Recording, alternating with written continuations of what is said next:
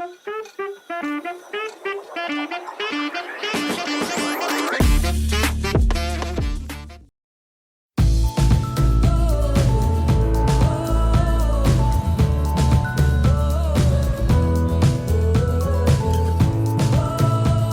guys, balik lagi di YouTube. Saatnya YouTube untuk talk bersama Blaze dan Christian. Tapi sebelum lanjut Kak Blaze, gue juga mau ucapin terima kasih dulu sekali lagi untuk BW. Ya, BW benar Hotel sekali. atau Best Western plus Koko Hotel yang telah menyediakan tempat untuk kita di sini. Jadi untuk teman-teman yang dari luar pulau ataupun di dalam Palu yang mau nginep, atau kalau dari luar pulau wisata di Palu misalnya, atau ada kerjaan di Palu, boleh nginep di sini. Ini Hotel Bintang 4 dan menyediakan fasilitas yang sangat lengkap. Itu lagi kita pembahasan tadi tentang majelis. Kita udah sampai ke majelisannya. Iya, betul. Oke. Kita lanjut tentang tadi, apakah bisa majelis itu sekeluarga full atau ada urusan keluarganya menjabat di satu organisasi gereja dan juga itu dia ada terlibat di dalam sistem kemajelisan yang sama? Politik dinasti. Ya. Bisa disebut seperti bisa itu. disebut seperti itu. Gimana? Mas? Mana tahu pamannya, Lu bawa paman aja lu. pamannya, terus bapaknya, terus anaknya. Ntar lo di roasting sama netizen tau. Ayo, Lanjut. silakan. Ya, ada beberapa gereja kan itu tidak bisa memang.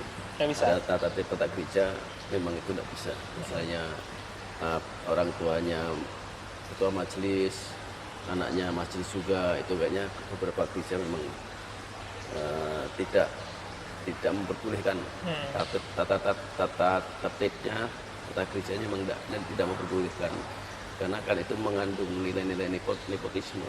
Tentu pengambilan kebijakan, keputusan akan berpengaruh. Pasti sih. Ya ini keluarga gue gimana ya, gitu. Jadi pasti. itu gereja-gereja tertentu sudah, itu saya rasa sudah membuat aturan seperti itu tidak bisa.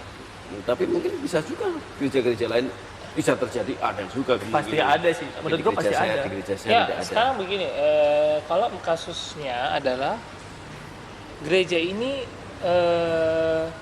jemaatnya itu nggak terlalu banyak dan mereka masih gereja baru.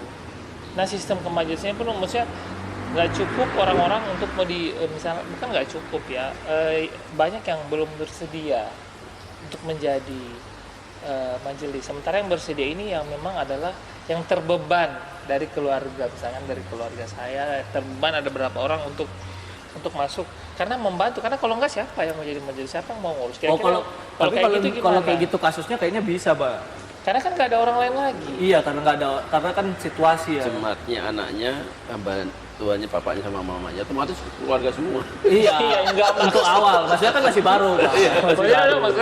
Masih baru. Ini maksudnya masih baru ya, maksudnya nggak ada pilihan lain lagi ya, jemaat yang lain hanya mau jadi jemaat aja dulu. Mereka nggak mau karena, karena kan masih kecil ya, masih kecil. Tapi seiring berjalannya mungkin pasti harus diubah. Harus diubah. Nah, sekarang kayak gini, ada hal yang lucu nih, yang menurut gue tanya ya, ada hal yang lucu kayak gini. Emang nggak bisa, emang nggak boleh, karena memang di semua organisasi gereja juga kayaknya nggak berlaku deh kalau untuk memang nggak boleh ada hubungan gitu di menjabat di jabatan yang di masa atau periode yang sama. Tetapi nih, setelah periode ini misalkan periode ini bapaknya, nah setelah habis periodenya dia sebagai mahasiswa bapaknya, yang anaknya maju setelah periodenya habis, itu wajar-wajar deh. Kayak yang sekarang. Enggak, iya, maksudnya iya. Lu jangan coba berani ngomong ya, atau kita kena disomasi ntar ya. Nggak bisa. Ini maksudnya kayak gitu, Mas. Kayak misalnya, bisa nggak kayak gitu? Sebenarnya sih kalau kayak gitu sih boleh aja kali ya. Misalkan bapak gua periode ini, setelah periode ini periode kedepannya gua sebagai anaknya. Nah, kemudian habis periode gua emak gua. Boleh aja, asal jangan ada campur tangan. Nah, itu tuh. Saya mau tanya pendapatnya Mas Sumarsono dulu. Menurut gua ya. Yang pertama kan setiap orang punya hak untuk melayani. Ya, betul. Hak melayani dia punya hak. Punya hak. Tiap orang bisa dipanggil untuk melayani. Bisa. Mungkin dia tidak ingin, tapi karena ini panggilan, mau jadi majelis. Pertama dia punya hak, kedua mungkin Tuhan panggil untuk dia Iya, terlibat betul. di pelayanan. Yang mungkin bapaknya baru kemarin, tapi yang penting bapaknya kan sudah Iya, udah enggak menjabat, menjabat. enggak menjabat. Iya. Yang paling penting ya kita harus menghargai hak jemaat setiap untuk orang. melayani, hak untuk dipanggil Tuhan untuk terlibat dalam pelayanan. Saya rasa itu tidak ada persoalan. Toh yang pilih juga nanti jemaat Ya cuma juga, betul. Iya. Bukan bapaknya sendiri. Iya, mungkin bapaknya sendiri juga milih dia ya.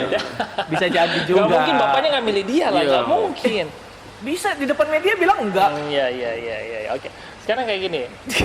gue jadi kayak Mbak Najwa ya. Asik. Asik, iya, oke. Ya nggak apa-apa. Mbak Najwa, semoga kita bisa berkolab suatu saat. Amin. Gue sumpah gue fans banget gue sama Mbak Najwa. Ya sumpah. udah kita nggak bahas itu. Oke, sekarang kayak gini. Seperti tadi, oke, bisa ya. Yang penting tidak ada kecurangan yang terjadi. Iya, betul. Nah, ada kasus nih. Gue pernah dapat kasus kayak gini. Kira-kira bener nggak ya? Kalau seandainya ketika memilih majelis itu, kemudian di dalam pemilihan tersebut itu dilakukan secara online, memilih secara online. Kemudian yang menentukan, yang memegang servernya itu adalah hamba Tuhan. Jadi nggak transparan. Kira-kira menurut lu gimana? Oh, tidak bisa. Demokrasi tidak boleh tidak transparan. Ya. Pemilihan kan demokrasi. Jadi harus transparan. transparan. Boleh Sekarang- online, tapi hasilnya langsung terpampang gitu. Itu boleh ya Pak ya. Misalnya Nah, di podium gereja. Iya, Langsung kalau terpampang. enggak, kalau hanya mereka misalnya kita dituntut, misalkan jemaat ini dituntut untuk memilih, Hah, tetapi enggak suaranya Nggak hasil dinampakin. perhitungannya enggak dilampirkan setelah perhitungan, tapi selama jalannya perhitungan itu enggak Nggak secara terlampir. real time ya, tidak dan bisa. terlampir, betul nggak transparan gimana? Nggak boleh. Mas Sumarsono menurut ini pandangan Mas Sumarsono. Gue kayaknya tahu tuh pernah diceritain. Nggak usah, Oh, iya. lu nggak usah spill. Lanjut. Lu cuma beri pandangan aja. Sebenarnya boleh-boleh aja, yang penting pelaksananya itu kan transparan. Ya, masalahnya ini nggak Demokratis dan transparan. Kalau enggak transparan bukan berarti enggak boleh kan gitu toh. Iya. Itu ada pelanggaran bukan berarti enggak boleh. Iya, Yang enggak betul. boleh kan pelanggarannya. Yang nggak boleh Bukan pelanggarannya. sistemnya. Betul. Bukan sistemnya. Benar. Sistemnya itu apa saja bisa. Betul. Tapi kita pakai sistem yang baik, tapi bisa juga kita langgar. Bisa. Yang dilarang itu pelanggarannya, Heeh. pelaksanaannya yang tidak demokratis itu yang tidak boleh. Betul. Yang ada kecurangan itu yang tidak boleh. Tapi Iya. sistem kan bagus semua. Betul. Oke. Ini mau online mau offline Iya, mau nggak ada masalah. Tapi pelanggarannya nggak boleh. nggak boleh. Oke, sekarang kayak gini. Sekarang kita lanjut ke sikap hamba Tuhan nih. Nah, ini ada saya baca beberapa. Apakah hamba Tuhan itu harus bersikap netral atau dia bisa memihak? Untuk ini dari hal kecil ya, pemilihan majelis. Untuk Apakah- pemilihan majelis hamba Tuhan harus netral atau berpihak? Ya, menurut Pak, Mas ini Sumarsono dulu lah. gimana? Gimana? Sebenarnya tata tertib itu sudah menunjukkan bahwa hamba Tuhan harus Netral. netral, tapi dalam pelaksanaannya bisa tidak netral. Iya. Hamba Tuhan punya keinginan, saya ingin si A menjabat ketua, si B wakilnya. Kenapa ya dia mau si A menjabat ketua? Masing-masing orang punya penilaian terhadap orang yang akan dipilih. Kenapa Ada ya? positif Pada negatif sikapnya. ya. Jemaat pun kan yang memilih pun begitu. Saya milih Blaise karena Blaise ini begini-begini. Iya, betul. Semua orang punya hak. Dan walaupun hamba Tuhan tidak memilih loh. Hamba Tuhan kan tidak memilih dia. Walaupun dia tidak punya hak untuk memilih, tapi dalam doanya dia punya hak. Iya. Dia Doa boleh dan memberitakan berdiam. atau memberi masukan Ya, ada boleh hak. dong. Tapi dia nggak boleh menghasut ya. Ya itu sudah pelanggaran lagi, itu yang nggak boleh. Loh, tapi kan ini nggak ditahu, Mas. Nggak ditahu kalau dia menghasut. Misalkan nih, ini sebatas pemikiran saya. Ini calon yang mencalonkan adalah sohibnya dia nih, bestinya dia. Nah, otomatis kayak, oh, kau maju lah, nanti kita pilih kau nih. Itu kalau itu di luar kendali mungkin.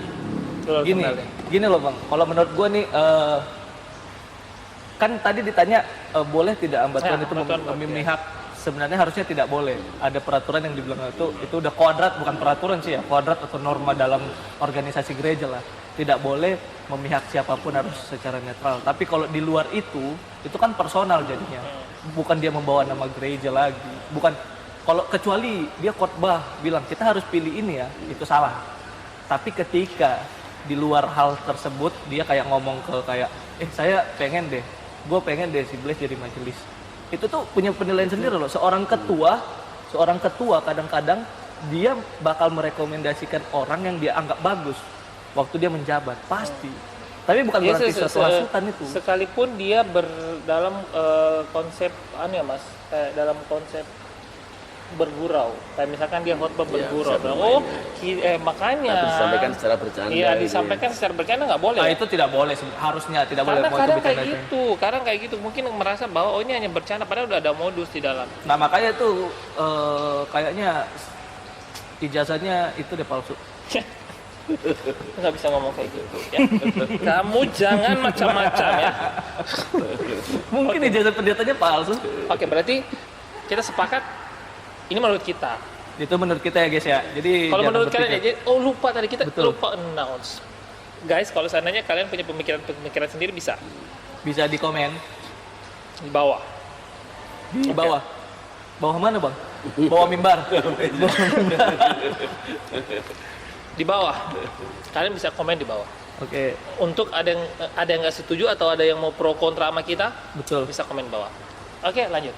Jadi memang kita sepakat aja bahwa memang itu hamba Tuhan harus netral. Ya menurut kita ya. Nah, menurut perspektif juga seperti itu. Kayak contoh kayak gini, kamu nggak bisa, kamu sebagai hamba Tuhan misalkan, kalau kamu memberikan semangat kepada salah satu majelis, kamu harus berikan ke semua calon yang akan dipilih, kamu harus berikan secara Betul. menyeluruh.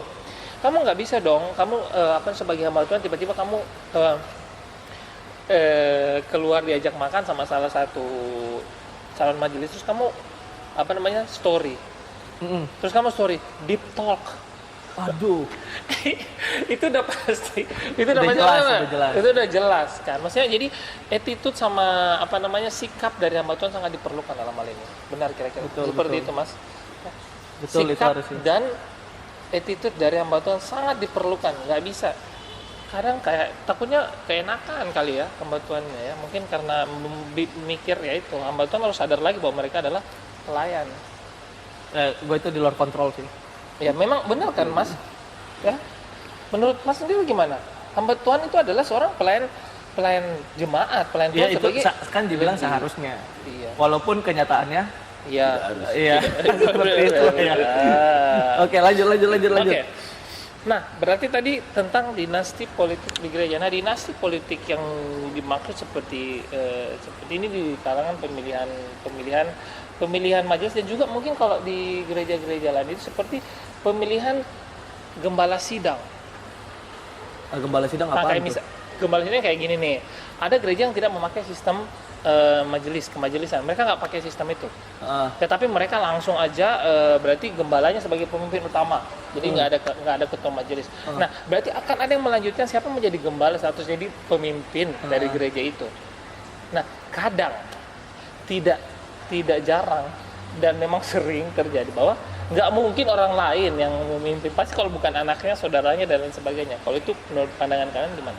nggak masalah kalau memang dia beneran seorang pendeta dan pendeta yang benar. Misalnya nih, bapak gue dulu pendeta, terus gue sekarang misalnya bapak saya kan pendeta ya Pak ya, terus pendeta dan dia salah satu pengurus di situ. Terus saya sekolah pendeta, setelah saya lulus, saya dicalonkan atau direkomendasikan oleh bapak saya untuk jadi gembala di situ. Ya nggak masalah kalau benar atau enggak. Oh dipilih juga kan? Dipilih juga kan, jadi gembala dipilih? Enggak. Misalkan gini, yang nentuin itu adalah pemimpinnya. Pemimpinnya yang nentuin. Gembalanya yang mimpin. Nggak ada pemilihan dari Nggak ada pemilihan. dari jemaat, nggak ada. Itu tergantung. Tergantung. Kalau boleh menurut gue masih boleh. Kalau kan syarat menjadi gembala itu bukan hanya karena anak atau di luar anak. Syaratnya kan seorang pendeta. Nah, gimana kalau dia bukan pendeta, Bang? Nah, itu makanya gue bilang itu pendeta gereja yang tidak waras. Lah, bayangin gini. Dia lulusan anggaplah ya. Dia lulusan salah satu universitas tapi fakultas apa gitu. Bukan gelar STA. Terus tiba-tiba dia jadi pemimpin selanjutnya. Pertanyaannya gini, seorang gembala harus pendeta tidak? Hah? Seorang gembala gereja itu harus pendeta tidak? Kalau menurut saya sih harus. Ya udah, dan itu menurut gue juga harus. Menurut Bapak? Harus kan? Ya udah, ada logika gitu. Artinya jenjangnya kan. Iya, harus pendeta kan? Harus pendeta. Kenapa nggak? Kalau nggak pendeta ya bahaya ya. Bukan gereja nggak waras, lu sumpah itu. Itu aneh juga ya. Bayangin coba, kalau bapak gue pendeta, gue jurusan pertanian, terus gue jadi gembala. Aneh nggak? Saya gembala sidang. tapi dia harus ambil gelar ada salah satu, entah itu pastor atau apa segala macam ya, entah pendeta atau apa juga, pendeta, tapi bisa aja tapi dia harus pendeta ya emang harus dia harus punya ijazah teologi lah. Oke. Gitu. Kita tinggalkan yang itu, kita tadi balik lagi tentang politik. Nah, sekarang jadi pendeta nih bro. Ya. Sekarang kita ambil di kesimpulan ya. Kesimpulannya bahwa bagaimana gereja-gereja sekarang ini menanggapi tentang politik itu sendiri di dalam gereja. Jadi kesimpulan dari yang tadi kita bahas. Yang tadi kita bahas itu dia mulai dari Mas Sumarsono. Gitu. Ini nggak bahas pemuda dulu nih? Nggak usah. Ntar itu sebentar. Setelah ini. Setelah ini. Jadi sebenarnya yang paling penting dalam gereja politik itu etikanya. Kita beretika membawa politik dalam gereja. Artinya kita nggak boleh bahas politik dalam gereja. Walaupun di halaman gereja pun sebenarnya nggak boleh. Itu etikanya. Etikanya memang sampai kepada etika membahas pun itu sebenarnya nggak boleh. Antar jemaat pun nggak boleh karena mereka akan beda partai, beda ini, beda itu. Bayangin kalau itu dibahas entah itu di dalam gereja, entah itu di luar gereja, di halaman gereja, tetap itu akan membuat suasana akan tidak nyaman gitu. Setelah dia di luar gereja konflik pendapat, kemudian dia ibadah, gimana suasananya? Jadi secara attitude, secara etika sebaiknya jemaat jangan membahas politik di dalam ranah gereja. Sebaiknya. Ya. Kesimpulan? Kalau dari gua kita kan bahas tadi soal politik di gereja, terus adanya politik luar ke gereja dan berjalannya politik gereja gini. Kalau bagi gua pada dasarnya organisasi itu tidak lepas dari politik, demokrasi atau apapun lah itu. Namun itu dalam konteks kita berdemokrasi tentang gereja, kalau misalnya organisasi itu. Tapi kalau misalnya hal lain selain demokrasi gereja masuk ke dalam organisasi gereja, itu gua rasa tidak bisa dibenarkan. Itu udah kalau gua bilang tadi gereja tidak waras yang gua bilang tadi. Terus kalau dibilang lalu apakah gereja itu berpolitik? Pasti. Semua organisasi pasti berpolitik. Namun sebaiknya seperti kata Pak Sumarsono tadi, kita harus punya etika dalam berpolitik. Berpolitik di gereja maksudnya ya, bukan politik luar yang masuk ke gereja. Yang kayak pemilihan majelis dan segala macam tadi itu harus pakai etika, bukan hanya karena keinginan, kekuasaan dan kemauan salah satu pihak. Apalagi etika ya. Etika. Jangan sampai merugikan orang lain. Jangan sampai merugikan. Iya, masa majelis harus punya uang doang gitu. Iya, bener kan. Nah, sebelum paham, Bang, lu pancing dari tadi. Gue paham. Jadi sebenarnya nggak apa-apa ya. Iya kan yang bukan nilai dari uangnya ya, tetapi bagaimana nilai kekayaan hatinya mau melayani. Karena gue lihat juga banyak uangnya tapi imannya nggak banyak kok. Iya. Ampun. Bagus sekali, imannya nggak banyak ya. Betul. Harus banyak imannya. Betul.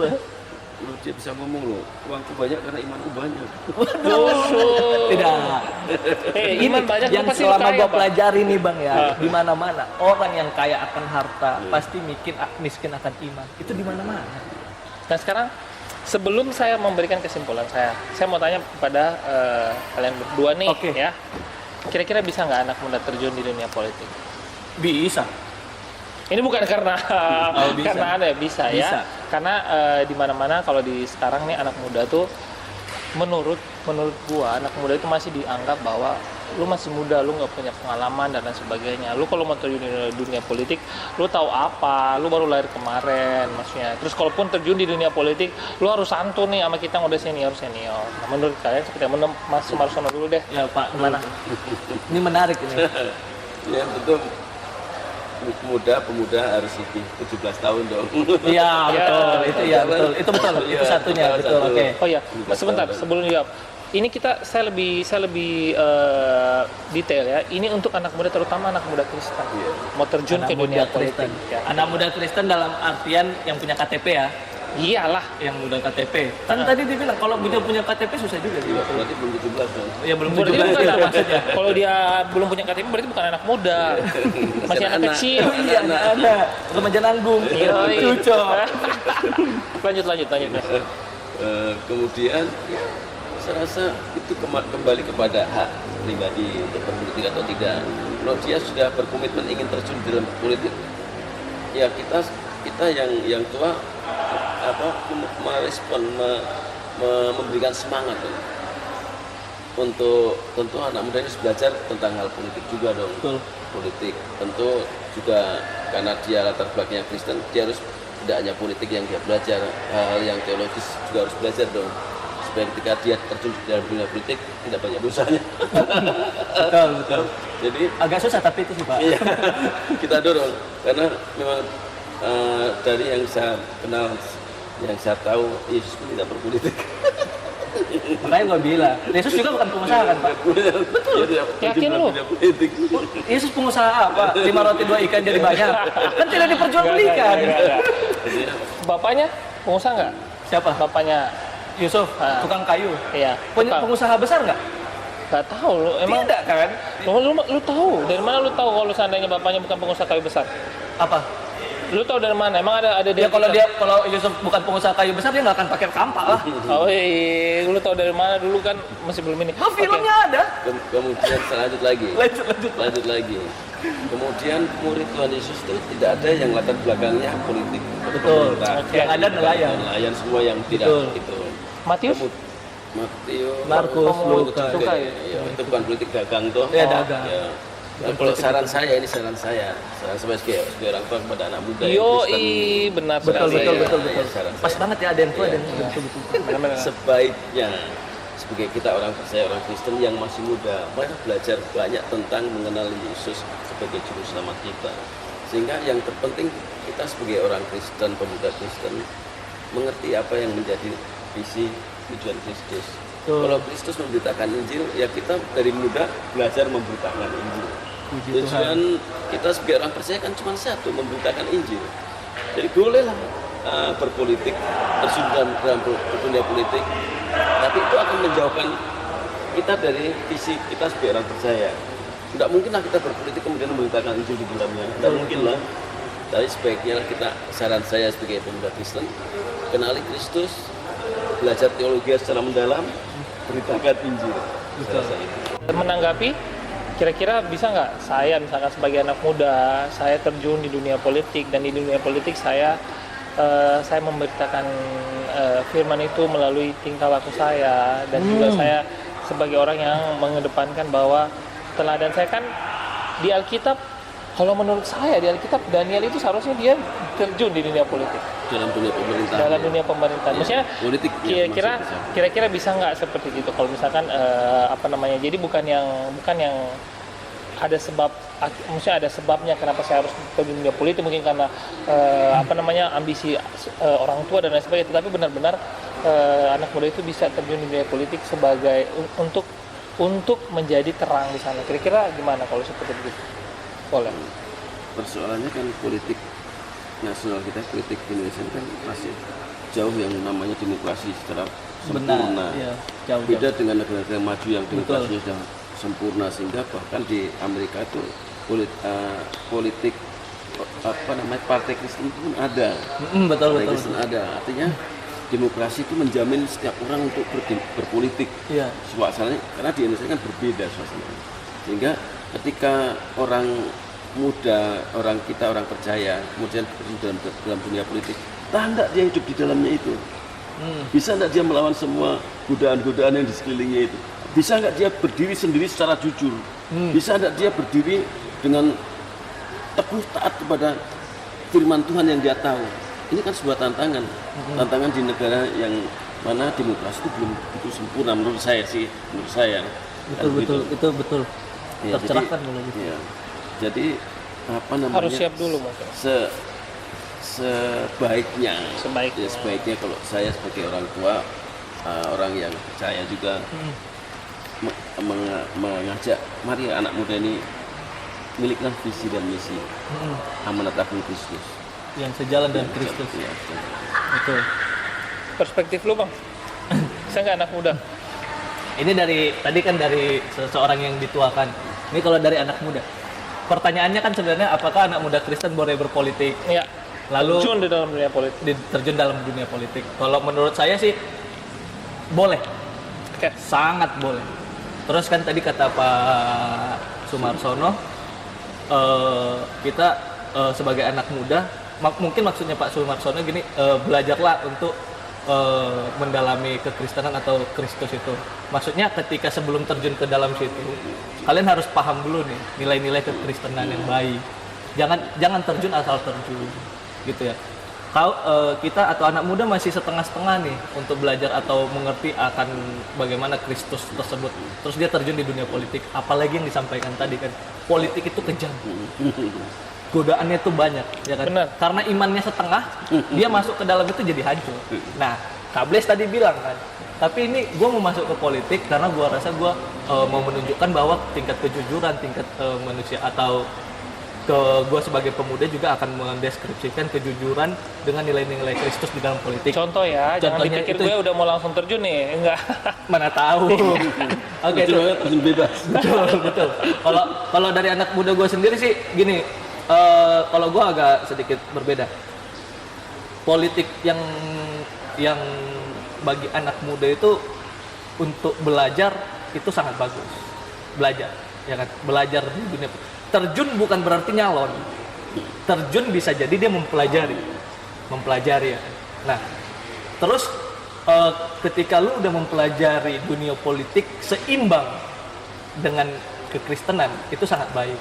Misalnya lu bisa aplikasikan dunia politik, lu bisa aplikasikan juga kekristenan. Jadi kalau tadi Pak Sumarso bilang kayak pelajari dulu Kristen, itu juga benar gitu. Biar jangan terlalu melenceng. Tapi jika memang itu keduanya bisa berjalan dengan seimbang ya Pak ya, dengan seimbang dan dengan nilai-nilai normatif politik dan kekristenan yang benar, itu lebih baik lagi.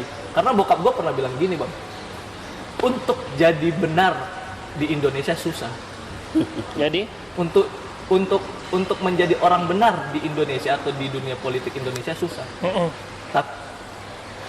Salah. Untuk membenarkan politik Indonesia itu susah. Tapi kalau kau jadi orang benar di politik bisa. oke. Gitu. Jadi kalau misalnya politik atau pemerintahan itu mau dibuat benar hanya karena kita satu orang, tidak bisa. Tapi kalau misalnya lu jadi orang benar di antara mereka yang tidak benar, ya bisa.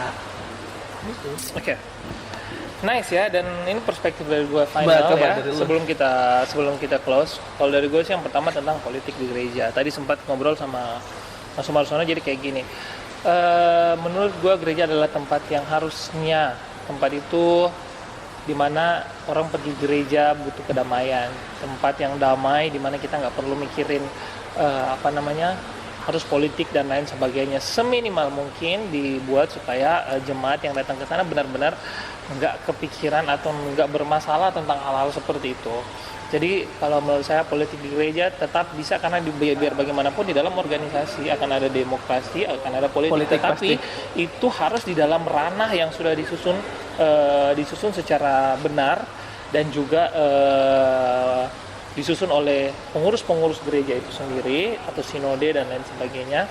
Karena juga tidak bisa dipungkiri di zaman dulu atau zaman-zaman sebelum ini, pendiri-pendiri gereja atau bapak-bapak gereja juga menganut sistem yang mungkin juga di dalamnya sudah pasti ada demokrasi, ada politik, karena mereka ada rapat konsiliasi, ada juga rapat bapak-bapak gereja untuk memutuskan tentang peraturan dan lain sebagainya. Itu juga biar bagaimanapun untuk mengambil satu keputusan tetap namanya politik, tetapi di dalam hal ini adalah politik untuk membangun kita. Tapi seperti tadi, kalau politik di luar dari itu, politik yang menguntungkan beberapa orang atau menguntungkan oknum-oknum tertentu, itu sebenarnya nggak boleh, sangat nggak boleh. Ingat, gereja itu harusnya merangkul hampir seluruh jemaatnya dan juga seimbang kepada semua jemaatnya. Begitu juga tentang hamba Tuhan. Hamba Tuhan harus sadar diri dalam hal ini tentang posisi mereka sebagai hamba Tuhan itu apa. Kadang, karena sekarang menurut saya ya, ini menurut saya secara pribadi aja, bahwa hamba Tuhan beberapa udah nggak menyadari posisi mereka. Saking mereka nggak menyadari posisi mereka menormalisasi segala hal, seakan-akan mereka itu berlaku benar, padahal itu sudah mengecewakan jemaat-jemaatnya sendiri. Betul. Benar nggak ya itu posisi sekarang ini? Itu karena apa? Karena tidak ada kerendahan hati, sehingga merasa bahwa oke, saya sebagai seorang hamba Tuhan. Jadi hamba Tuhan maksudnya kayak gini, ketika hamba Tuhan itu harusnya menjadi seorang hamba, tetapi karena sudah dibiasakan dengan posisi yang spesial, sehingga mereka merasa diri spesial. Jadi kalau seandainya pernah loh ada kayak gini, kamu nggak boleh bicarakan nama Tuhan loh, dia itu orang yang diurapi loh. Kenapa dia orang yang diurapi? Maksudnya kayak gitu, maksudnya kamu harus nggak boleh ini, nggak boleh itu. Jadi seakan-akan dia sama kayak presiden, nggak boleh nggak boleh ngomong. Jadi kalau dia datang harus, oh iya dia hambatan gini, Betul. nggak seperti itu. Jadilah hamba Tuhan yang memang bersikap adil. Kalau kamu bersikap baik kepada satu orang di satu gereja, harusnya kamu bersikap baik kepada semuanya. Terutama ketika kamu ada hubungan baik dengan majelis, maka berhubungan baiklah dengan seluruh majelis yang ada.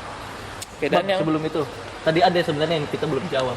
apa? Tadi abang ada sempat sebut kayak apakah pemuda itu bisa berpolitik? Karena kadang-kadang orang tua bilang, kamu masih umur segitu. Ya, oh iya. Tapi kenapa bisa berpolitik? Gua hanya sampaikan sedikit. Politik itu pengetahuan, bukan tentang rentan usia. Itu aja sih. Benar. Dan yang terakhir ya dari saya untuk semua tentang kesimpulannya politik di gereja, bahwa buatlah gereja itu jadi di mana ketika orang datang, orang menemukan solusi, atau ketika mereka datang, mereka berjumpa dengan Tuhan. Benar-benar merasakan bahwa Ada yang Nggak usah, intinya nggak perlu apa ya, maksudnya ketika saya datang, saya mau bertemu Tuhan, saya nggak mau bertemu masalah politik dan lain sebagainya. Iya, betul. Saya nggak mau urus itu. Heeh. Dan kalaupun saya seorang pelayan Tuhan, biarlah saya datang untuk melayani Tuhan. Saya nggak mau. Jadi jangan sampai sudah ada menghakimi dan lain sebagainya, itu nggak. bukan bertemu sih bang. Kalau bertemu seram juga kayak meninggal. Mungkin Enggak, saya datang untuk beribadah untuk Tuhan, berbicara. Berjumpa. Iya, kalau bahasanya itu berjumpa. Oh iya. Itu maksudnya guys. Maksudnya bertemu itu kayak beribadah. Ya, berjumpa. Berjumpa Gitu. secara rohani. Iya, benar. Karena kalau berjumpa secara fisik udah modar. Oke. Terima kasih Mas Marsono ya untuk kehadirannya pada malam hari ini. Pada hari ini pokoknya ya, di mana kita sudah bahas tadi tentang bisa ke politik di gereja atau tidak. Jawabannya tadi udah ada panjang lebar. Nah, dan untuk youth talk ya. Ya, youth talk. Dimanapun Anda berada, yang menyaksikan youth talk dimanapun Anda berada, jangan lupa tetap saksikan youth talk itu setiap hari Sabtu ya. Biasanya kita kalau panjang lebar kita bagi dua part ya, saking panjangnya ya. Dan Saking serunya juga. Saking serunya untuk kalian semua yang mau untuk terlibat, atau misalkan ya kalian punya pandangan-pandangan sendiri, kalian bisa langsung komen di kolom komentar ya.